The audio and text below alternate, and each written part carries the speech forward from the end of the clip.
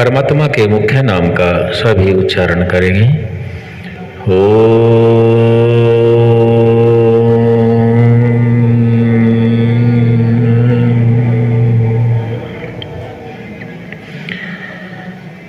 गायत्री मंत्र पर हमने कुछ विचार किया है, अब आगे विचार किया जाएगा। सभी इस मंत्र को पुनः दोहराएंगे, साथ में बोलेंगे। ओम भूर्भुवः स्वः तत्सवितुर्वरेण्यं भर्गो देवस्य धीमहि धियो यो नः प्रचोदयात्। गायत्री मंत्र गुरु मंत्र है।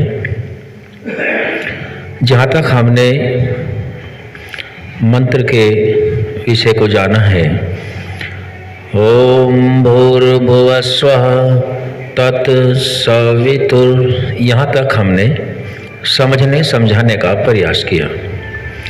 अगला शब्द है वरेण्यम।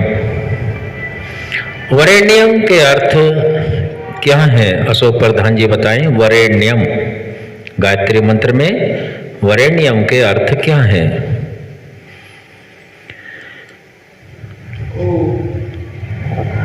ओम वरेण्यम का अर्थ है जी वर्ण करने योग्य है।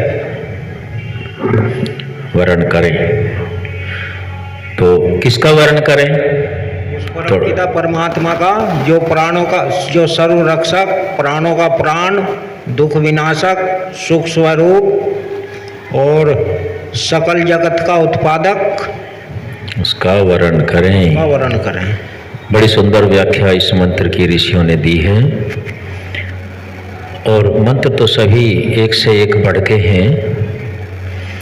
तो गायत्री मंत्र को हमने यहाँ तक जाना, तत् सवितुर्वरेण्यम, वही परमात्मा जो प्राणों का प्राण है, सर्व रक्षक है, दुख विनाशक है, सुख स्वरूप है, सकल जगत का निर्माता है, उसी का हम वर्ण करें, वरेण्यम। अगला शब्द है भर्ग। भर्ग के माने क्या हैं? ओम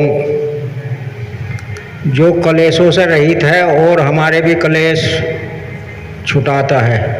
परम पिता परमात्मा भर्ग है, कलेश से रहित है। देवस्य, देवस्य के अर्थ क्या हैं? कौन बताएंगे? ओम अशोक प्रधान जी बताएं। देवस्य, जिसकी सभी देवता उपासना करते हैं, विद्वान लोग करते हैं या कामना करने के योग्य, दोनों में से कोई सा भी या दोनों। भर्ग परमात्मा कलेश से रहित है और मनुष्य भी कलेशों से रहित है। प्रश्न है, जो कलेश रहित है उसी का ध्यान क्यों किया जाए? भूपेंद्र आर्य जी बताएंगे।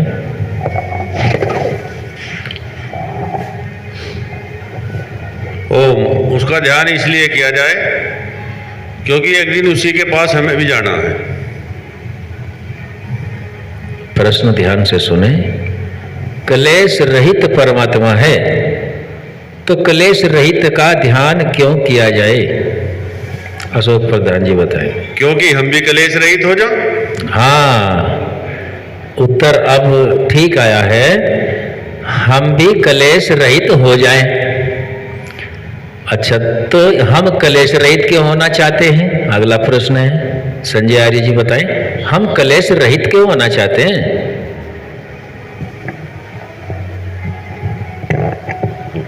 ओम, क्योंकि मनुष्य जो आत्मा है वो सुख को प्राप्त करना चाहती है।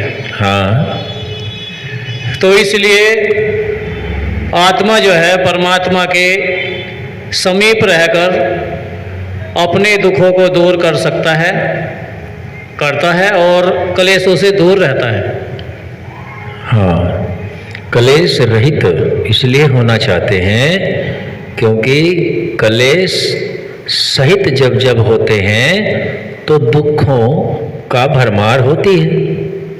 और परमात्मा कलेश रहित है, सुख स्वरूप है। तो आत्मा का, हम सभी आत्माओं का यही प्रयोजन रहता है कि जो भी कार्य करते हैं, संजय आर्य जी ने बताया, सुख के लिए ही करते हैं। और पूर्ण सुख तो कलेश रहित परमात्मा के पास है। आज हमने थोड़ा सा भर्ग और देवस्य के विषय में जाना है, आगे फिर जानेंगे। आज यहीं तक रखेंगे। ओम शम।